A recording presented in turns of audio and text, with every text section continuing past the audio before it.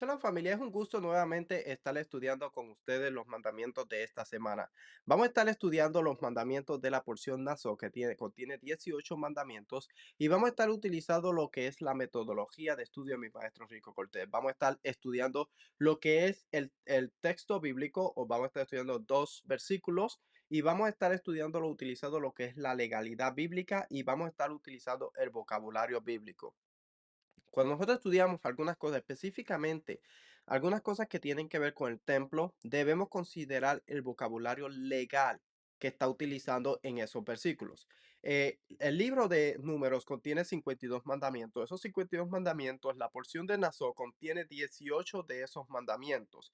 El mandamiento que vamos a estudiar nosotros va a ser el mandamiento 364, es un mandamiento performativo, y entonces confesará el pecado que han cometido números 5 6. Vamos a leer el versículo y luego vamos a estudiar lo que dice el Tarian mismo y luego vamos a estudiar algunos comentarios. Dice, versículo 6. Habla a los hijos de Israel. El hombre o la mujer que cometa cualquiera de los pecados de la humanidad actuando pérfidamente contra el Señor, esa persona es culpable. Entonces, confesará los pecados que ha cometido y hará completa restitución por el daño causado, añadirá un quinto y lo dará al que él perjudicó.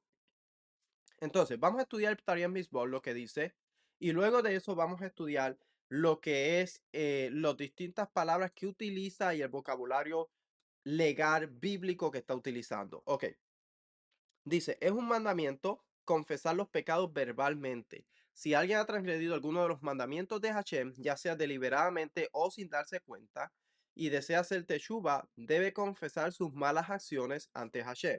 Primero debemos considerar qué es la teshuva, cuáles son las leyes de teshuva. Cuando nosotros estamos hablando de teshuva, de una persona que ha cometido algo en contra de Dios, una persona que está en rebelión contra Dios, normalmente vamos a considerar una persona que le ha dado la espalda a Dios. Ahora la persona tiene que volverse de sus malos caminos, abandonar sus malas acciones y volver a abrazar lo que es el convenio o los mandamientos, que es lo que establece cómo esa persona debe dirigirse dentro de su vida. Entonces, según el Tariq Mitzvot nos dice que hay cuatro cosas que la persona debe hacer para hacer este proceso. Dice, uno debe abandonar los pecados que ha cometido, debe arrepentirse sinceramente de sus fechorías pasadas, debe confesar oralmente sus pecados, que es este mandamiento, y debe comprometerse firmemente a no repetirlos. O sea que hay un gran proceso que una persona tiene que hacer dentro de su vida para hacer este cambio. No simplemente es el confesar la transgresión y decir yo hice esto y esto y esto, sino la que la persona tiene que hacer unos actos que van a demostrar que esa persona de verdad se ha arrepentido de su mala conducta. Por eso es que dice, nosotros vamos a encontrar en lo que son las cartas del primer siglo que hagan actos o frutos dignos de arrepentimiento. Esa es la esencia de eso, que la forma como la persona se va a conducir desde ahora en adelante va a ser una forma diferente a lo que hizo anteriormente. Vamos de nuevo ahora a estudiar lo que es la fórmula que está utilizando en estos versículos. Dice, número 5 6, nos dice las ofensas que afectan a personas. Primero debemos establecer las ofensas contra quién. Cuando dice habla a los hijos de Israel, dice el hombre o la mujer que cometa cualquiera de los pecados de la humanidad. En otras versiones dicen contra la humanidad, entre uno y el otro. O sea que tienen que ver personas, el pecado en este momento o la transgresión o el error que se está cometiendo es contra otra persona, es contra un hermano, contra una persona del pueblo, no es contra Dios. Pero recuerde que todas las transgresiones que violan una ley terminan afectando el altar, porque son pecados morales. Si se cometía injusticia dentro entre los hijos de Israel, afectaba el altar. Si había una persona que cometía, por ejemplo, idolatría, afectaba el altar, pero la persona moría, porque las consecuencias de eso es la muerte. Entonces hay distintos tipos de transgresiones. Por eso es importante que nosotros consideremos, ya sé que hemos estudiado el libro de Levítico, pero que consideremos estudiarlo en una mayor profundidad, porque el capítulo 4, 5, 6 nos habla de las distintas transgresiones que puede cometer una persona, los distintos castigos que conllevan uno de ellos y qué ofrenda la persona debe traer y cuál no. Entonces, nos dice que los pecados en este momento o las transgresiones que habla en este lugar son contra la humanidad. Y cita Levíticos 14, 5:14, que dice, habló el Señor a Moisés diciendo, si alguno comete una falta y peca inadvertidamente en las cosas sagradas del Señor, traerá su ofrenda por la culpa, al Señor, un carnero sin efecto, ok, y hará restitución por ello. Y el 6:7 nos dice, habló el Señor a Moisés diciendo, si alguno comete una falta y peca inadvertidamente en las cosas sagradas del Señor. Ok, entonces, dice, actuando pérfidamente contra el Señor. La palabra que vamos a encontrar aquí es la palabra Maal. La palabra Maal significa una persona que es desleal, pero también puede ser una persona que actúa con rebelión, una persona infiel, una persona que actúa con traición, una persona que se ha rebelado, pero también puede ser una persona que actúa con falsedad, una persona que actúa con falta, o puede ser una persona que actúa con fraude. Entonces, no solamente esta palabra se utiliza, como vamos a ver un poquito más adelante, eh, no solamente se utiliza para lo que es para Dios, pero también se usa entre seres humanos. Legalmente el código sacerdotal más tarde lo usó no solamente para Dios, sino que también lo utilizó entre los seres humanos la misma palabra. Dice acá, eh, ofensa, la caracterización de Hatod, Hadam, pecado entre hombres, es única en este versículo. Su significado preciso es ilusivo, pero en contexto se refiere a ofensas contra las personas, en contraste con los pecados religiosos que consideramos como principalmente ofensivos a Dios. Recuerde que la ley está dividida entre ofensas entre los seres humanos, ofensas contra Dios, ofensas contra lo que es las personas que Dios escogió. O sea, hay distintos segmentos, o podríamos decir distintos códigos legales dentro de lo que es el código legal bíblico. Tienen distintas esferas. Unos son las transgresiones que el pueblo hace contra Dios directamente, las transgresiones que hace una persona inadvertida, las transgresiones que hace contra el ser humano entre el ser humano, uno con el otro. Pero todo es parte de un código legal. Dice, los pecados religiosos considerados como principal ofensivo a Dios. Así, NGPS traduce cualquier agravio hacia un compañero. Es posible, por supuesto, que Hatod Hadam simplemente significa ofensas cometidas por personas, pero esta interpretación es menos probable según el Jail Bible Commentary. Ok, ¿qué es sacrilegio? Yo sé que se habla un poquito sobre eso, pero vamos a hablar un poco de lo que es sacrilegio. La palabra sacrilegio. Sacrilegio o mal es el crimen, es esencialmente uno de sacrilegio o así se presenta en lo que es Levítico 5:14 al 16. La fuente principal de la Torá sobre este tema. Maal es la apropiación indebida de propiedad sagrada. El Maal intencional era indudablemente castigable con la muerte. O sea que hay dos tipos de Maal. Está el Maal que puede cometer una persona intencionalmente, como lo hizo Acán en Josué capítulo 7 y 22:20. Y también está el Maal o la traición que hace una persona intencionalmente, unintencionalmente. O sea, son los dos tipos de transgresiones. Una persona que decide rebelarse, decide actuar pérfidamente contra Dios, decide actuar en rebelión contra Dios y la persona o contra un ser humano también, como vamos a ver más adelante, o como vamos a ver nosotros con la mujer sospechosa de adulterio. Por ejemplo, una mujer que comete adulterio es una mujer que comete mal en contra de su esposo.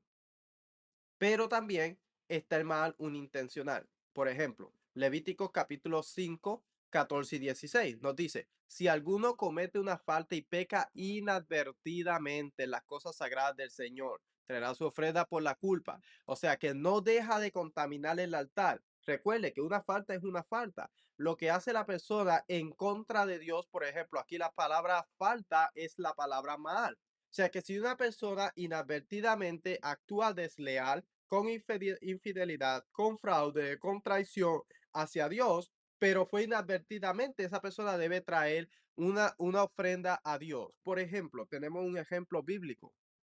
Cuando el pueblo o los líderes, el Sanedrín, establece algo y luego se da cuenta que eso que no era de esa forma, que lo que estableció va en contra de un mandamiento que Dios estableció. Entonces el Sanedrín, los líderes traen una vaca, un becerro, y ellos van a confesar el pecado o la transgresión, lo que cometieron, lo que hicieron en error, y entonces se hará expiación por ello, por todo el pueblo. Pero eso es algo que ellos hicieron unintencionalmente. Debemos siempre tener eso en mente. Son las dos distintas formas que se puede cometer mal, intencional e unintencional. Dice, ok, el mal intencional era indudablemente castigable con la muerte, como aprendemos el destino de Acán, quien se apropió de alguno de los despojos de Jericó, violando así la prohibición, Jerem, contra el enriquecimiento personal a partir de los despojos de guerra. Número 5, 12 al 17, nos habla de una mujer sospechosa de adulterio y aquí utiliza Maal para describir una traición matrimonial. Dice, habla a los hijos de Israel, dile, si la mujer de alguno se desviara y le fuera infiel. La palabra que utiliza para infidelidad es la palabra mahar, que también puede ser traición. Y hay otros pasajes bíblicos que nos habla de lo que puede ser la traición política entre dos reyes o entre padres e hijos y un engaño o cosas así. Más adelante, en Levítico 5, 20 al 26, las disposiciones de la ley cultural se extendieron para incluir la apropiación criminal. O sea que el contexto de Maal al principio era de una persona que había cometido algo en contra de Dios. Pero el código sacerdotal más tarde utilizó eh, el mismo vocabulario legal para aplicarlo entre dos personas que habían cometido algo desleal, habían actuado deslealmente el uno contra el otro. Por eso es que aquí vemos la palabra Maal en esta porción. Dice, eh, las disposiciones de la ley cultural se extendieron para incluir la apropiación criminal de la propiedad de otro a través de fraude, malversación y uso indebido de pertenencias confiadas a uno. En el castigo de tales crímenes, a menudo se requería que la parte acusada jurara su propia inocencia, ya que no había evidencia real de mala conducta disponible. O sea que si no había testigos, la persona se le requería que jurara. Si una persona acusaba a su hermano de que había actuado desleal con él, entonces la persona que era acusada tenía que jurar. Recuerde que tenía que jurar usando el nombre de Dios y esa persona decía, yo no he hecho eso, esto y esto y aquello. Entonces, dice, lo que comenzó con una categoría legal definiendo la apropiación indebida de propiedad, ya sea intencional o inadvertida, se convirtió en un término idiomático para describir otros tipos de traición y deslealtad. Entonces, de eso es lo que está hablando en este libro de Números capítulo 5, versículos 6 y 7. No está hablando de esa persona que actúa con deslealtad o con traición hacia su hermano y la persona o no se da cuenta o la persona juró falsamente utilizando el nombre de Dios. Entonces, la persona ahora tiene que confesar su pecado o su transgresión y traer una ofrenda y también tiene que hacer restitución de lo que la persona tomó.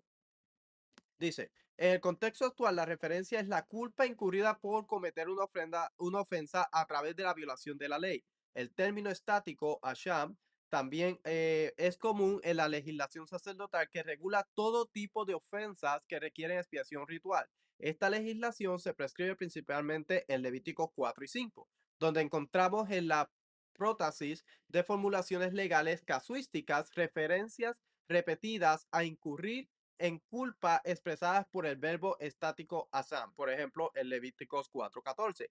Cuando se llegue a saber el pecado que ellos han cometido, entonces la asamblea ofrecerá un novillo del ganado como ofrenda por el pecado y lo traerá delante de la tienda de reunión. O sea, está hablando de la comunidad. Si la comunidad se establecía algo por el Sanedrín y era incorrecto, entonces ellos tenían que traer un novillo y tenían que confesar el,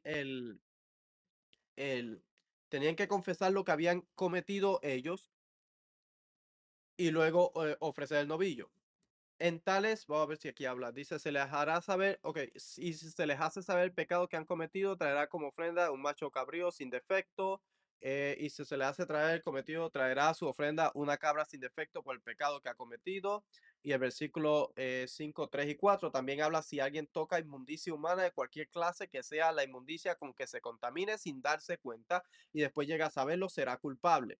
Dice, en tales afirmaciones queda claro que se hace referencia a un estado de culpa no a la conciencia, el conocimiento o la admisión de culpa. O sea que una persona cuando se da cuenta de lo que ha cometido, el error que ha cometido, ahora la persona tiene que traer un animalito y tiene que hacer la confesión del el error que la persona ha hecho y por qué está trayendo ese animalito y también hacer restitución, que es parte de. Dice, si posteriormente a las negaciones anteriores expresado bajo juramento, el infractor se presenta y confiesa su crimen, hay una manera en que puede ser reinstalado con Dios y con los hombres. Debe confesar, proviene de la raíz yadá, cuyo significado esencial es exponer, revelar, expresando así lo opuesto a la ocultación. Siempre que no había testimonio disponible, la expiación y la restitución probablemente no se llevaría a cabo, a menos que la parte culpable se presentara por su propia iniciativa y confesara su omisión o malas acciones. Levíticos 16:21, hablando de Yom Kippur, leemos que el sumo sacerdote confesó los pecados de todo Israel como parte del proceso de expiación en el día de expiación. Esa confesión también fue una especie de iniciativa destinada a asegurar el perdón. O sea que todo esto está vinculado con lo que son las ofrendas, con lo que es la ley y con lo que es el templo, lo que es el sacerdocio y todo lo que tiene que ver con una persona que comete un error y la persona confiesa, se da cuenta que cometió un error, confiesa y ahora quiere enmendar, no solamente por enmendar con esa persona, sino para enmendar también en la relación entre esa persona y Dios. La persona trae el animalito, hace una confesión de del error que cometió y hace restitución con esa persona. Si la persona ya no tiene vida, entonces lo hace con la persona más cercana y si no, pues entrega lo que es el 20% de restitución que tiene que dar, lo entrega a lo que es el templo, al sumo sacerdote lo entrega, perdón, al sacerdote lo entrega. Entonces es parte del proceso de una persona. Por eso es bien importante que nosotros consideremos el libro de Levítico, porque el libro de Levítico nos establece las distintas ofrendas, para qué son las ofrendas, y también establece las distintas transgresiones que una persona puede cometer y qué tiene que hacer la persona para cada una de esas transgresiones para volver a restablecer no solamente la relación entre Dios y esa persona, sino también en la comunidad y también para mantener lo que es el espacio sagrado, especialmente el altar, en un estado de pureza. Algo bien importante que debemos considerar, los distintos tipos de Maal. Maal entre dos seres humanos que actúan en deslealtad el uno contra el otro. Y el Maal que es contra Dios, una persona que decide actuar en rebelión contra Dios y desafiar el mandamiento que Dios ha establecido. Esa persona incurre, la culpa de esa persona es la muerte, porque ha actuado con toda la intención en contra de lo que Dios estableció, versus una persona que actuó, aunque sigue siendo una traición a un mandamiento o una rebelión al mandamiento, pero es algo que la persona no sabía o no se dio cuenta que había hecho mal y que estaba rompiendo uno de los mandamientos al hacer eso. Entonces esa persona trae una ofrenda por su culpa porque lo que hizo, su acto, aunque fue unintencional, termina contaminando el espacio sagrado, específicamente el altar, y ese acto, esa impureza necesita ser removida del altar para que no se acumulen en el altar y alejen la presencia de Dios del medio del campamento. Espero que este estudio sea de bendición y si es de bendición para ti, compártelo en tus redes sociales y también puedes visitar a lo que es tesorosdeltemplo.com, donde vas a encontrar más información sobre los mandamientos y otros videos educativos. Shalom.